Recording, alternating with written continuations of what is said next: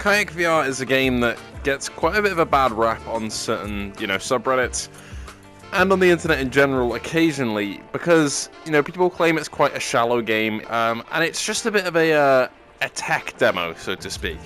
I actually, for once, agree a little bit, but this game holds a very special place in my heart, and I want to go through a bit of it today, going through some of the levels and exploring to kind of explain why I like this game so much and why I don't think it's overhyped to the degree that some people say it is. And first of all, is presentation. You immediately get loaded into the swimming pool with a really amazing backdrop out the window, with some vibey music playing, and you can learn the ropes.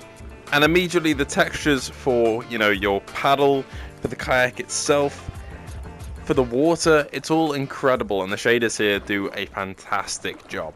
Anyway, you have 4 locations to choose from as usual. Nothing has been added yet, but I believe they're adding more stuff in the future. They said new updates very, very soon because they had a bit of trouble after the game came out in terms of dev stuff. But now I think they're well on their way of getting, a new area. But by far one of my favorites in the whole game is the one we're traveling to right now, which is Antarctica. And each map, has a day and night variant with a load of detail, and the differences between them are basically just the lighting. But there are a couple of good differences in terms of how the lighting's set up. There's a boat over there in the distance that's past that iceberg, and at night all of its lights are on. Same with the little campsite that's over in that direction. All those lights turn on, and it adds quite a bit of ambience. But I mean, there's animals around, both in the water and out the water, like the penguins and the birds. And even with the reprojection that I can see in the headset, there are little ghosts of the penguins when I shake my head like that over there. But even with that, it's such a, clear game. And it's one of the first ones where I put on the PSVR2, and it was pre-installed. And this was the first thing I really jumped into, apart from Gran Turismo. And I thought, this is clarity. This is absolute clarity, on par with PCVR stuff. I think for a visual showcase of, showing this game off to people and putting them on the headset for the first time, it's one of the ones where I have put somebody on this game in the headset for the first time, and they've gone on this and Gran Turismo, and they're 2 great games to show off the power of the PSVR2 and the level of interaction with the haptics as you go through the water like this, and the scale of seeing, the icebergs around you, because they really are huge, and the amazing backdrops like the mountains over there, even the collision physics as well. Being able to flip stuff around and hit it, and it reacts like it would in real life. I really think it is quite a breathtaking game. I've also got my little hat. And the fact that you can, customize everything in terms of your kayak and your paddles and your hat, I think is really cool. And it's just the little details around the map that some people don't really notice. A lot of people just jump in, have a quick look around, get tired, and then go off the game onto something else. But a bit of exploration can be rewarding. Over there, and it's shown off in my original video too, there is an orca that you can go around and, swim around with. And here is a little campsite, covered in snow, and you think, maybe there are people in there, maybe they're set up in the Arctic exploring. I mean, this is only half of the map that I've shown you off right now in a tiny little tour. Whoa, the lighting changes when you go in the shadow here. That's so cool.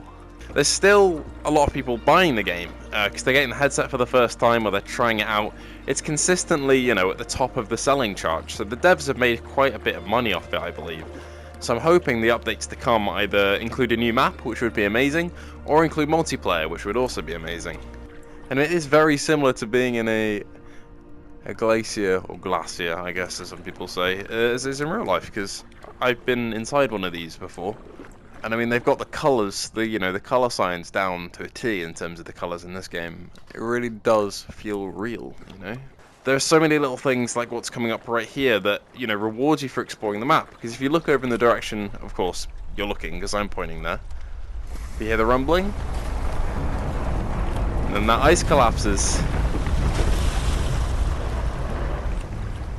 And that's so cool.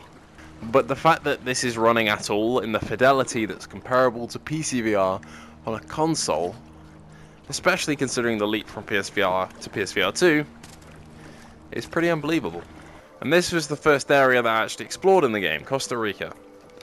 And I think it's one of the most rewarding ones because there is genuinely a lot to see in this one. And it's one of the most breathtaking in terms of greenery as well. And I think when the PSVR2 launched, I really wasn't impressed by the clarity of trees in games, and that's a really weird thing. You can see it in my original video where I played this game, you can see it in my Horizon Call of the Mountain review. I did not like the fact that trees were rendered very muddily and blurrily on the headset, but that's improved since launch. I'm looking at these over here and they're far more defined than they were back when it originally came out. I think that's a PSVR2 thing, because I don't think this game has actually had any updates since launch on the headset, mostly because there's nothing to fix. So I think it was a hardware issue, but it's kind of cool that that's fixed now. So if you're slightly underwhelmed at launch and haven't played it since then, by how trees looked, then that's probably been fixed. There is also a turtle around here somewhere. He does happen to chill around here, so I'll keep an eye out, but there's no guarantee you'll see him. Here we are. This sound design of the water dripping down. And also the soundtrack, which I've been listening to a little while on my own time. But the fact the audio changes going under a cave is just sick, and the audio fades out, the music fades out so you can hear it. But I did mention, yeah, there is a turtle around there, but the thing about this game is that those elements don't always spawn in or spawn in at exactly the same time. As I mentioned on the last map, there is an orca, and you can go and find it, and I think it does a little flip out the water and it's preset. But there's also a chance that it'll follow you along in the water. That doesn't happen every time, and it depends where you go. So sometimes some people jump into the game and think, well, I haven't had anything happen, and I think this is really boring, which does kind of suck, but there is a chance of it not happening. One other thing is putting your head under the water is also doable. Not sure why you'd really want to do that, but you can if you want. Just be careful of headbutting your table. Have I ever seen this before? I'm finding new things out. I was about to say I don't recognise the shape of whatever you are. Whoa! Look at that! I'm trying to keep up with him, but he's really fast. I'll let him go off there, but that's really cool, dude. And now we come into the inside of the this coastal area, this little island, and it takes you through these rocks. And I mean, it's silly gawking over rock graphics, but the resolution and the textures are just nuts on those things. It's amazing. Anyway, and you can hit all of the leaves with your paddle, and also with your actual kayak, of course. I am stuck on the rocks. Oh, the haptics of pushing yourself off are really cool. But yeah, this whole little river section, if you haven't explored it just yet, go to the middle of the island and explore it, because it's amazing. It really is, and it goes on for a little while too. And here we have a place that I'd really love to visit. I visited Iceland, but I haven't visited here, which is Norway. And Norway, at least in this game, is home to a couple of things, which we'll attempt to find. One of them is very easy to find, and it's these massive cliffs. Those rocks are just ginormous. And the way that the fog is rendered, and the way that the shadows are done and the lighting's done, really makes those feel real. That never gets old, that view, it really doesn't. Let's see if we can find something that's going to make me feel very, very unsafe, even though it is perfectly fine. And there it is. This is my first time seeing this as well. Oh, I hate that. Oh, that makes me shiver. That's going to come underneath me now. Oh, do I do it? Do I do it? Oh, God, I hate that. Hello? Oh my God, there's two of them. And I just got a trophy for that. Whoa, your tail is massive, dude. Off they go. There is one more area, but it's not as...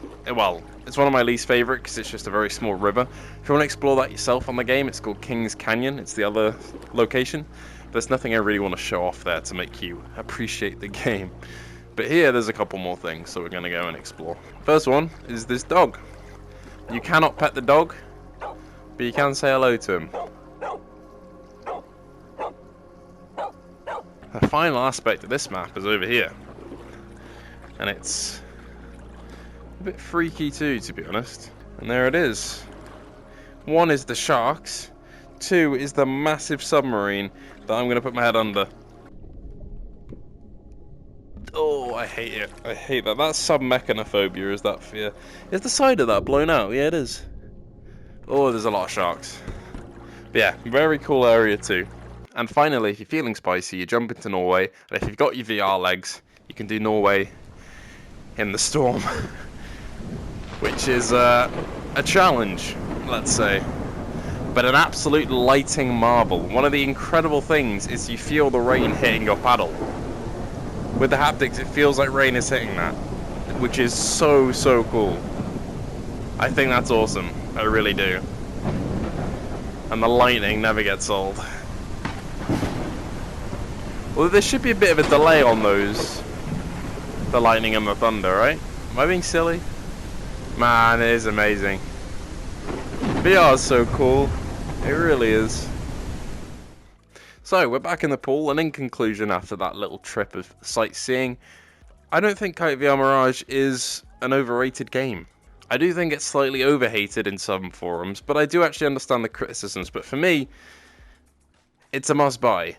Even for those opening, 1.5 to 2 hours of exploring the maps and seeing what they offer, even if you don't come back to it, if it's your first experience with PSVR2 or VR in general, it's going to blow you away. It really is. And it's some of the best visual stuff that the headset has to offer, even with reprojection, because the texture quality and the fidelity is just that good, even with reprojection, which is awesome. Anyway, thank you all for watching. If you did enjoy, feel free to like and subscribe, and I do hope to see you in the next one, where we've got a couple new stuff for VR coming up to cover very soon. But for now, I do hope you enjoyed this little retrospective, and I'll see you in the next one.